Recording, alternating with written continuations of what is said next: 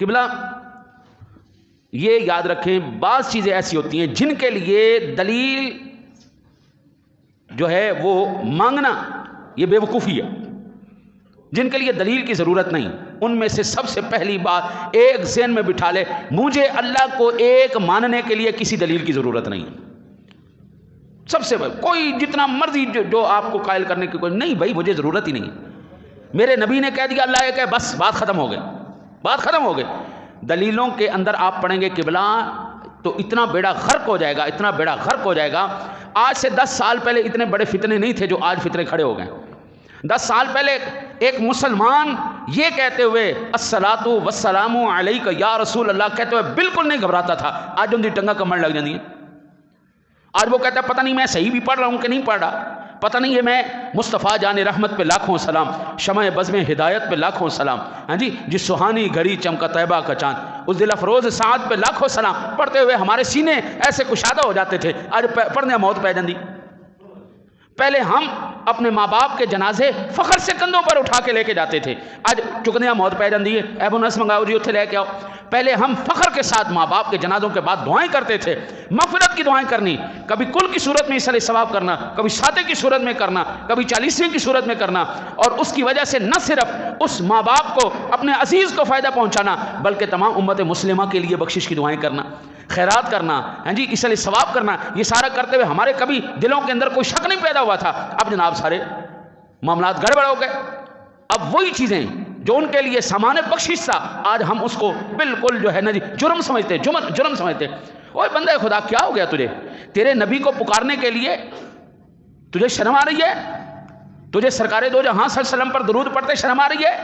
تجھے اللہ کی بارگاہ میں ہاتھ بلند کر کے کسی کے لیے مغفرت کی دعا کرنا یہ شرم دلا رہا ہے؟ اور یہ سارے شیطان کے حملے ہیں، ان لوگوں نے تمہارا بیڑا غرق کر دیا، تمہاری آنے والی نسلیں جاہل ہو جائیں گی اگر تم نے اپنے بڑوں کا دامن چھوڑ دیا۔ آپ یہ کہیں نا جی کہ ہمیں بتائیں، ہم نے پڑھنا ہے الصلاۃ والسلام علیک یا رسول اللہ، ہم آپ کو بتائیں گے۔ قرآن کہتا ہے ان اللہ وملائکتہ یصلون علی النبی یا ایھا الذین آمنوا صلوا علیہ وسلموا تسلیما۔ اگر تو ایمان والا ہے، تیرے دل میں ایمان ہے تو کہ الصلاۃ والسلام علیک یا رسول اللہ۔ ایک ہی گل ہوئی، سرکار تے درود پڑھ دیا توڑیاں ڈنگا کمر دیا۔ ہاں جی حضور جس دن تیرے نبی پر تیرے زبان درود پڑھنے سے رک جائے، میں کہتا ہوں وہ اس دن تو مر جائے زیادہ بہتر ہے، اس دن موت آ جائے تیرے لیے بہتر ہے جس دن تیری زبان رکے تیرے نبی پر درود پڑھتے۔ وہ موت اچھی ہے بھائی جان اسے۔ میں تو اللہ سے ممبر رسول پر بیٹھ کے دعا کرتا ہوں، یا اللہ جس دن تجھے پتہ چلے میں بدعقیدہ ہو جاؤں گا مجھے پہلے موت دے دینا، ہمیشہ اللہ اور اس کے رسول کی تابعداری۔ حضرت جی آپ پوچھیں ہم سے نا یہ دعائیں کرنا کہاں لکھا ہے؟ ہم اپنے ماں باپ کے لیے، عزیزوں کے لیے جو ہم ختم درود کرتے ہیں، اس لیے ثواب کرتے ہیں، آپ پوچھیں ہم آپ کو بتائیں گے۔ قرآن کہتا ہے ربنا اغفر لی ولوالدی وللمؤمنین یوم یقوم الحساب۔ پڑھنا بندیا کر دعائیں، تیری دعا کے صدقے اگر کسی کی مشکل آسان ہو جاتی ہے، اگر کسی کی بخشش ہو جاتی ہے، او بابا تیرے لیے تو گھر بیٹھے ہی جنت کے پروانے جاری ہو گئے۔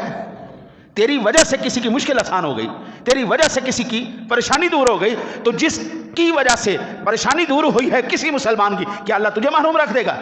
حضور دیکھیں جس دن سے ہم نے اللہ سے دعائیں کرنا چھوڑی ہے نا، اس دن سے پھر ہمارا کیا حال ہو گیا؟